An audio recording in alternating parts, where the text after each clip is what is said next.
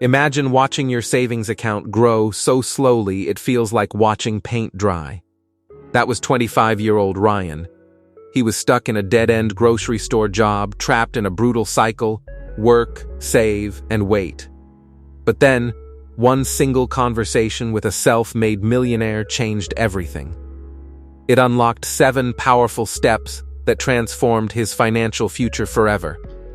Today, we're breaking down exactly how Ryan discovered the secret to building passive income, and how you can use the exact same roadmap to achieve financial freedom. Before we dive into the story, what time are you listening to this? And where are you tuning in from? Drop your country in the comments below. If you're ready to make your money work for you, hit that like button, subscribe, and turn on notifications. Now, let's get into the story. For 5 years, Ryan had been a loyal employee at a local supermarket. He was disciplined. He worked hard, climbed the ranks, and spent the last 3 years diligently saving his earnings. But every single month, the disappointment was the same. His savings account balance barely nudged. He felt completely stuck. He wanted to build wealth, but his job consumed all his time and energy. By evening, he was exhausted. He didn't have the time or freedom to take on a second job. He realized he didn't need to work harder for money. He needed his money to work harder for him.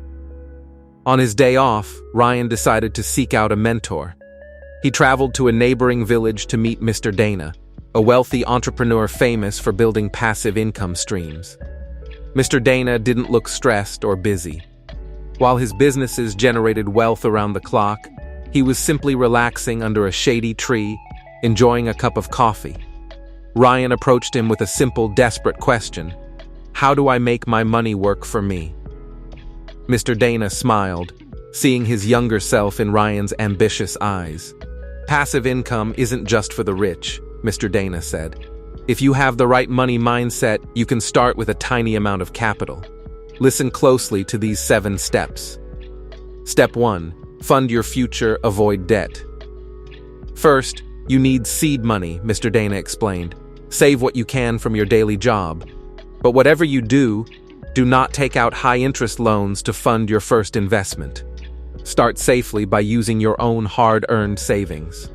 Step 2. Delay gratification.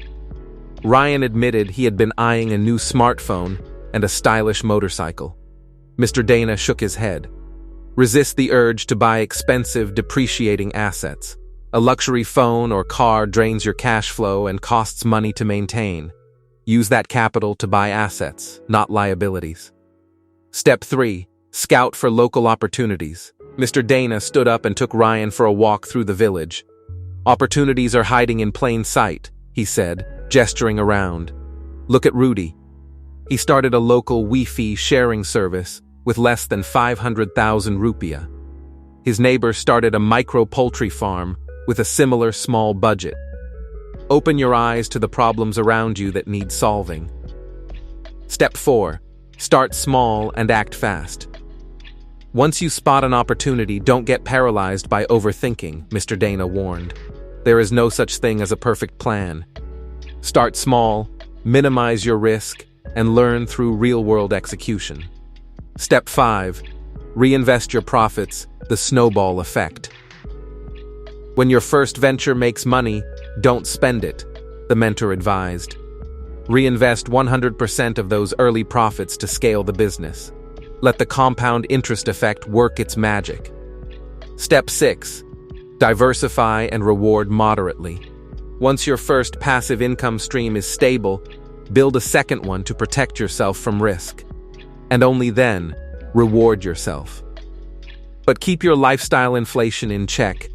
Never spend more than 50% of your business profits on personal luxuries. Step 7. Play the long game and consistency. Finally, Mr. Dana looked Ryan in the eyes. Building true financial freedom takes time. Be patient, stay consistent, and never stop learning.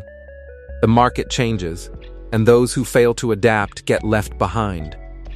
That conversation sparked a fire inside Ryan.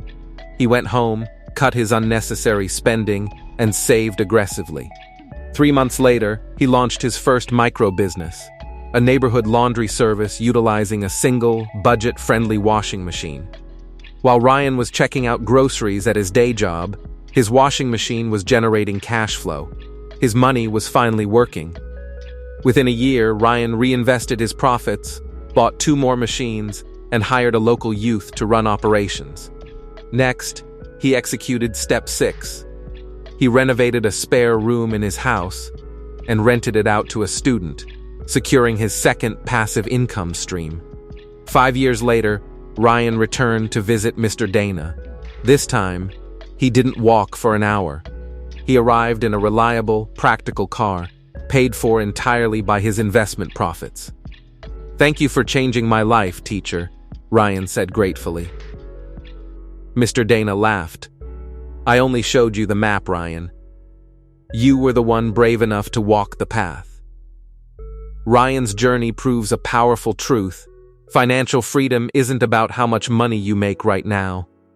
It's about how wisely you deploy what you have. Whether you have 100,000 rupiah or millions, the wealth-building principles are identical. Start where you are. Use what you have. Do what you can. Which of these 7 steps do you need to focus on today? Is it saving more, or finally launching that small side hustle? Let me know in the comments below. If this story gave you value, please give it a thumbs up, share it with a friend who needs a financial wake-up call, and subscribe for more wealth-building blueprints. Until next time, keep learning, keep growing, and take that first step toward your financial freedom today.